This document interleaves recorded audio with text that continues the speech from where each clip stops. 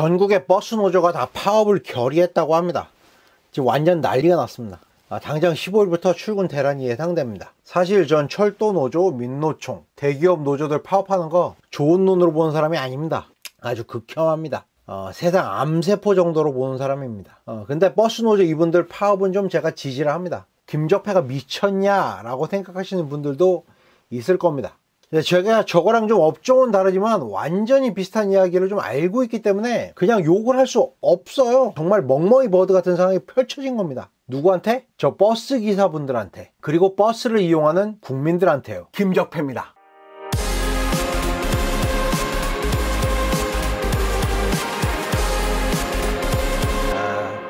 이 이야기는 제 가장 친한 친구의 이야기입니다. 제 친구는 비철 기술자입니다. 용광로 앞에서 일을 하죠. 이야기의 시작은 이렇습니다. 작년 주 52시간 정책이 쫙 발표가 되었습니다. 물론 52시간 정책이 시작 전에는 다들 노동자들한테는 전부 좋겠구나 라고 생각하는 사람들도 있을 것이고, 아니면 아예 관심이 없는 사람들도 있을 겁니다. 그냥 노동자를 원하는 문재인 정부가 됐을 때 노동자들이 살기 좋아질 것이다 이런 생각을 하는 사람들만 많을 거예요. 야근은 줄고 월급은 그대로, 딱 이 정도로 생각하는 노동자들이 많았을 겁니다. 시급이 오르면 돈을 많이 벌 줄 아는 알바들처럼요. 딱 이 정도 수준입니다. 물론 제 친구네 회사도 그렇게 생각을 했을 겁니다. 아니, 생각을 했답니다. 노동자들 편이니까 정부가 무조건 좋을 줄 알았답니다. 근데 막상 52시간이 이게 딱 공표되고 나니까 어라? 씨발 이게 아닌데? 이렇게 된 겁니다. 근데 뭐가 아니냐? 이런 건 좀 이해를 하셔야 돼요. 업종에 대한 이해가 필요한데, 대체로 철강, 비철, 운수 같은 그런 업종들은 월급의 대부분을 초과수당에 의지하는 경우가 많습니다. 이게 왜 이렇게 운영되느냐? 라고 물으신다면, 그냥 그 업계는 지금까지 그렇게 운영이 되어 왔어요. 업계 특성상 기계를 멈추면 안 되고 최소한으로 쉬게 해야 하는 업종들이에요. 그러다 보니까 일주일에 최소 60시간 이상, 많게는 70시간 이상 일하는 구조로 되어 왔다는 겁니다. 그러다 보니 월급은 당연히 많습니다. 근데 본봉은 좀 작게 책정돼 있어요. 왜냐? 초과수당이 너무 많으니까요. 왜냐면 잔업수당은 본봉의 이제 1.5배, 특근은 2배이기 때문에 본봉이 좀 많잖아요. 그러면 실제 수령하는 금액은 어마어마해지는 거예요. 그러니까 이제 회사도 노동자들도 이렇게 좀 맞춰보는 거죠.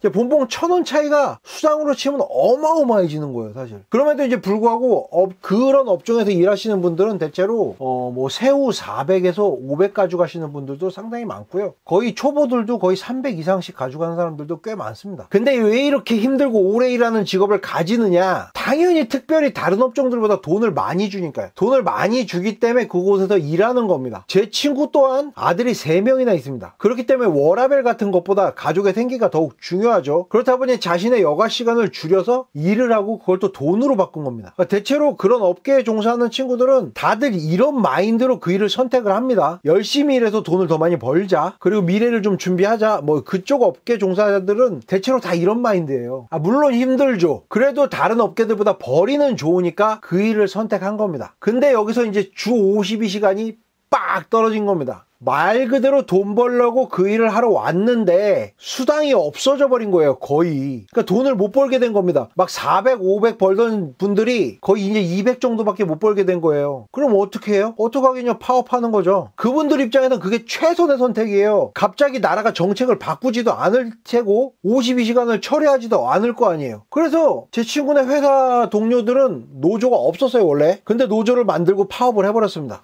결론은 어떻게 났느냐? 52시간은 어떻게 할 수가 없잖아요. 그러니까 52시간은 그대로 두고 월급이 이제 조금 조정이 되는 수준에서 정리가 된 거예요. 사람은 좀 더 뽑고. 근데 사람 뽑기가 되게 힘들어진 상황이 또 왔답니다. 왜냐? 일단 그 업종의 특성상 돈을 보고 오는 사람들이 많아요. 일이 힘들어도. 근데 일단 돈이 안 돼. 왜냐면 52시간 딱 걸리니까 월급이 좀 오르고 본봉이 올라서 수당 조정이 되긴 하지만 52시간이 걸렸으니까 돈이 안 되는데 그 일하러 오는 사람이 있을까요? 있긴 있겠죠. 근데 많지 않아요. 왜냐면 그런 업종들은 대부분 교통도 좀 불편한 쪽에 위치한 업종들도 꽤 되고요. 그리고 업종 특성상 일도 힘들고 이러다 보니까 진짜 돈 보고 오는 사람들이 많은데 돈이 안 되는 거예요. 근데 이게 재밌는 게 뭐냐면 이게 딱 버스 파업하고 똑같은 상황인 겁니다.